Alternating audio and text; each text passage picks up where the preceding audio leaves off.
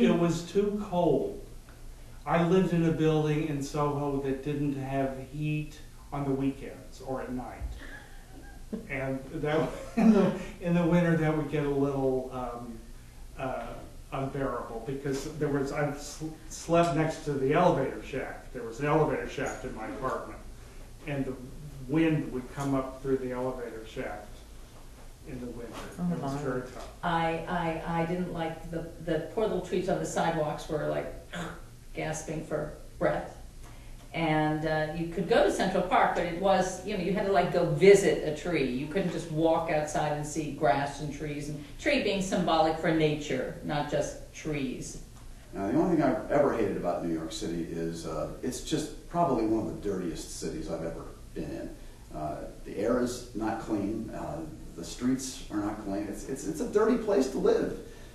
It's a trade-off, but you get used to it when you live there. Also, I'm a suburban boy, so I grew up with trees and grass, and so unless you escape to Central Park, which was my particular hideaway, there isn't any place to go. And the thing I hated most about it was the sunset behind a building every day at 2 o'clock.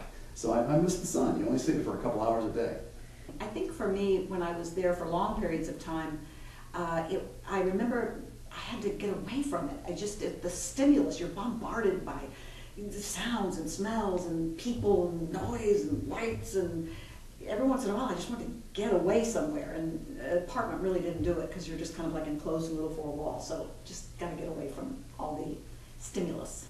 When I lived in New York, there was an article in the New York Times about a guy who had had absolutely enough of car break-ins. So he took out his radio, put a big sign in his window that said "No radio," stuck it in his window, went home, went to bed, got up the next morning. All of his windows were smashed out. On the back of the sign, somebody had scrawled, "Get one." That's what I don't like about New York.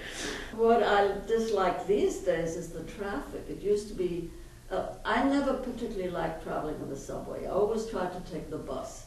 I found the bus wonderful. You could see New York come to life, And now you really cannot take the bus. It takes forever. You might as well walk, almost. So the traffic, no matter how far you go, I feel you have to allow an hour to get there. It's a difficult city if you don't have any money.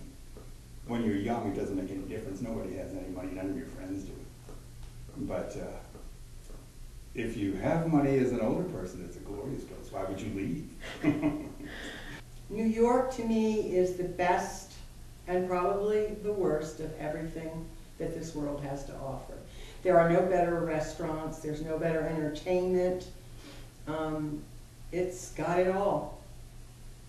I'm telling you what, there's a lot of things about New York a person could not like. But you just have to not think about it when you're walking down the street and the rat makes it across the street before you do. You just can't, right? You can't think about all of that. You can't think about the hotel room is so tiny and you're wondering why I'm spending $500 to stay in this tiny room where I can basically put my foot on the ground and be in the bathroom at the same time off the bed.